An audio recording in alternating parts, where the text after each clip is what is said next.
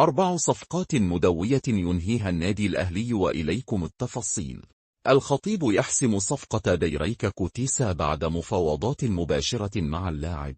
في تحرك سريع وحاسم، نجح السيد محمود الخطيب رئيس النادي الأهلي المصري في إقناع اللاعب السويسري ديريك كوتيسا بالانضمام إلى صفوف القلعة الحمراء خلال فترة الانتقالات المقبلة، وذلك بعد مكالمة مباشرة بين الطرفين. وبحسب مصادر مطلعة، فقد علم الخطيب بدخول نادي بيراميدز في مفاوضات رسمية مع اللاعب كوتيسا لضمه إلى صفوفه، وهو ما دفع رئيس الأهلي للتحرك فورا والاتصال باللاعب لعرض فكرة انضمامه إلى بطل إفريقيا. وخلال المكالمة، استفسر السيد محمود الخطيب من كوتيسا عن تفاصيل العرض المالي الذي تلقاه من بيراميدز، ليعرض عليه الأهلي بدوره مبلغا قدره $1,500,000 إلى جانب المزايا الفنية والتاريخية التي سيحظى بها اللاعب مع الفريق الأحمر. كما شدد السيد محمود الخطيب على الفارق الكبير بين اللعب في الأهلي،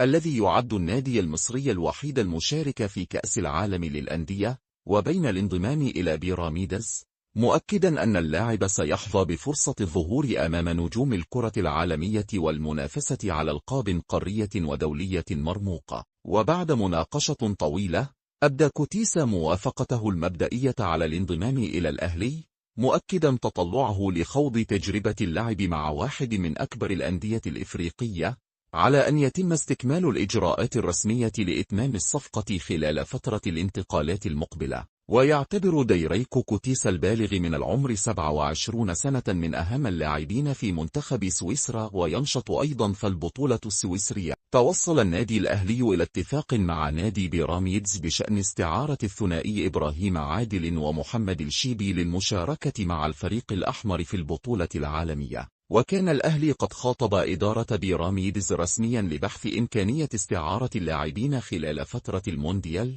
وهو ما قوبل بالموافقة من قبل مسؤولي بيراميدز، في إطار العلاقات الطيبة بين الناديين ودعم الأندية المصرية في المحافل الدولية. ويعد إبراهيم عادل من أبرز المواهب الصاعدة في الكرة المصرية، حيث يمتلك إمكانيات هجومية كبيرة، فيما يعتبر محمد الشيبي إضافة قوية للجبهة الدفاعية، وهو ما يعزز من خيارات الجهاز الفني بقيادة السويسري مارسيل كولر خلال البطولة. ومن المنتظر أن ينضم اللاعبان إلى تدريبات الأهلي فور استكمال الإجراءات الرسمية، استعدادا لخوض منافسات كأس العالم للأندية، التي يسعى خلالها الفريق لتحقيق إنجاز جديد يضاف إلى سجله الحافل.